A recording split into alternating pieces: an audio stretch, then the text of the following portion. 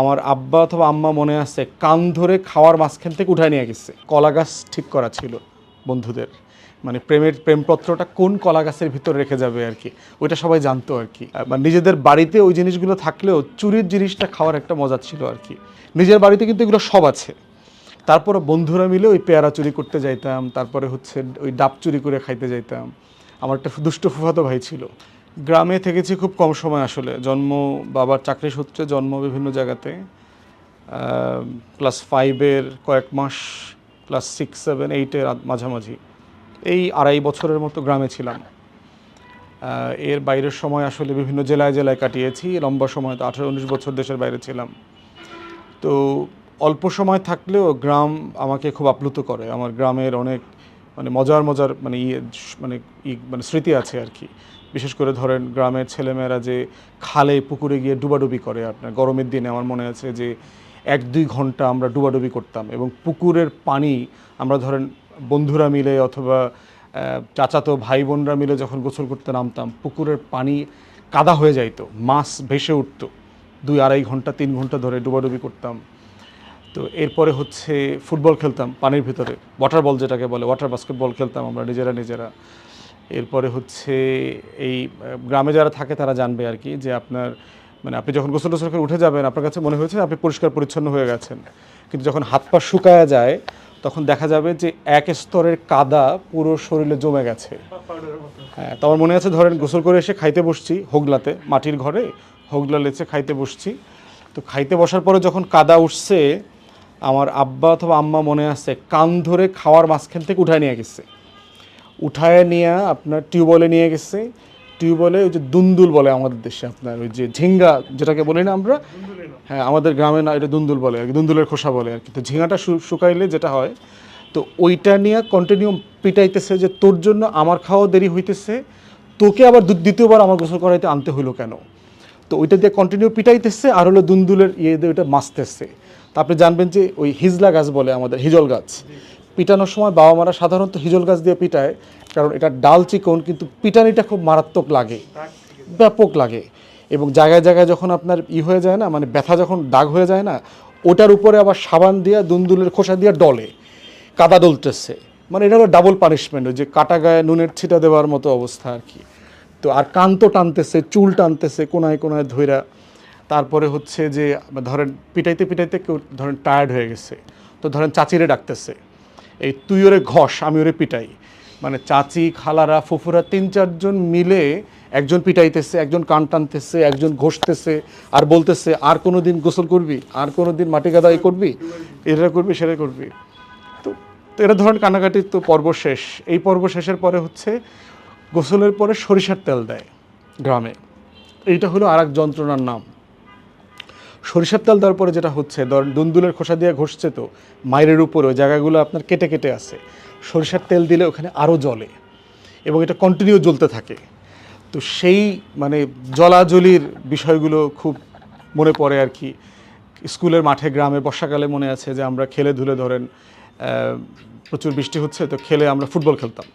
তো সব কাদাটাতা হয়ে গেছে, কাদাটাতা শেষ করে আবার আমাদের ওখানে একটা দুর্গাসাগর বলে একটা বড় দিঘি আছে, ওই দিঘিতে যাইতাম, অথবা বাড়ির সামনে হচ্ছে খাল আছে, খালে আবার ডুবাইতে যাইতাম।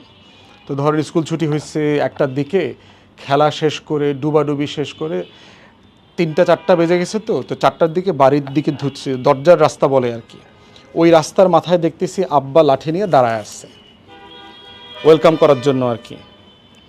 তো এখন এটা একটা বাস্তবতা, প্রচণ্ড ক্ষুধাও লাগছে, যে আপনি যে বাড়িতে এখন যাবেন না, ওই এনার্জি এখন আর নাই আর কি।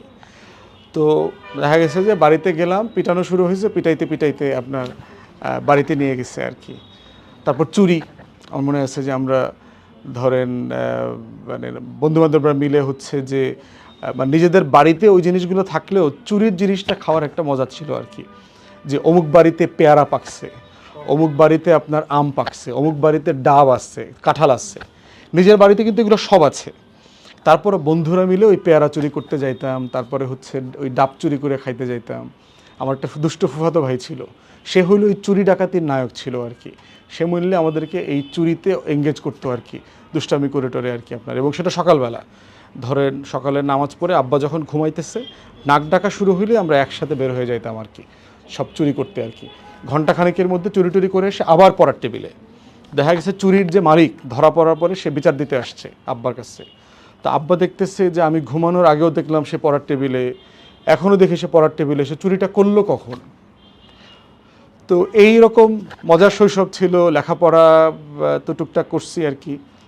আমার প্রাইমারি স্কুল, হাই স্কুলে দুইটাতেই আমি 5-এ 8-এ টার্নফুলে বৃত্তি পাইছি, জেলাতে প্রথম হয়েছি।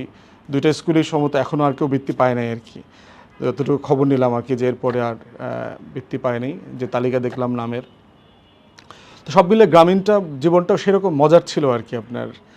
এবং গ্রামের বন্ধুদেরকে দেখতাম, দু একজন প্রেম করতো আর কি আপনার। তাদের কলা গাছ ঠিক করা ছিল বন্ধুদের, মানে প্রেমপত্রটা কোন কলা গাছের ভিতর রেখে যাবে আর কি, ওইটা সবাই জানতো আর কি।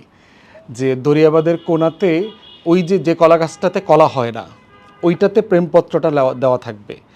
ছেলে পক্ষ এসে প্রেমপত্রটা নিয়ে যাবে, আবার মেয়ে পক্ষের জন্য প্রেমপত্র একটা রেখে যাবে।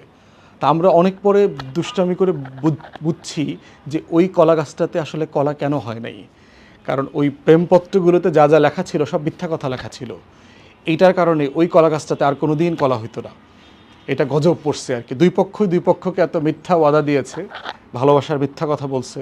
সাগরকন্যা একটা ওয়াদা দিয়েছে, তাকে আবার আরেকজন ওয়াদা দিয়েছে।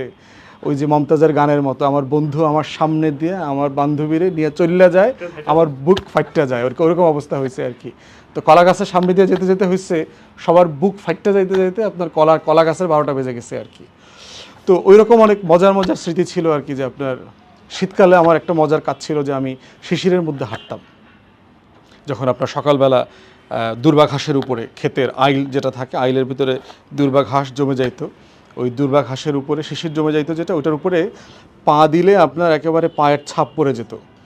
তো ওই ছাপ দিয়ে দিয়ে বিভিন্ন জিনিস আঁকতাম আর কি। আমার মনে আছে বাংলাদেশের মানচিত্র আঁকতাম, দেয়াল আঁকতাম, বাড়ি আঁকতাম ওই দুর্বা ঘাসের উপরে শিশিরের দিয়ে আর কি আপনার, ওইটাকে ম্যাচ করে করে আর কি। তো এটা খুব মজার একটা জায়গা ছিল আর কি আপনার, অসাধারণ আর কি। এবারে চৈত্র মাসের সৌন্দর্য একরকম, বসন্তের সৌন্দর্য, কাশফুল, হোগলা পাতা। আমার ডিঙ্গি নৌকা ছিল, দাদার সাথে মাছ ধরতে যেতাম মনে আছে, একটা ছোট্ট ডিঙ্গি নৌকা। এবং ওখানে যদি আপনি একটু ডানে বামে ব্যালেন্স করে না বসতে পারেন, আপনি উল্টে পড়ে যাবেন আর কি।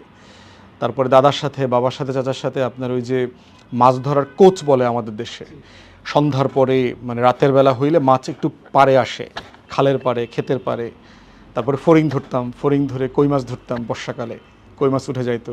কেঁচো খুঁড়তাম, মাটি থেকে কেঁচো খুঁড়ে খুঁড়ে মাছ ধরতাম। তো সেরকম অনেক মজার একটা স্মৃতি আছে আর কি। শহরে তো আসলে তেমন কোনো স্মৃতি নাই আর কি আপনার।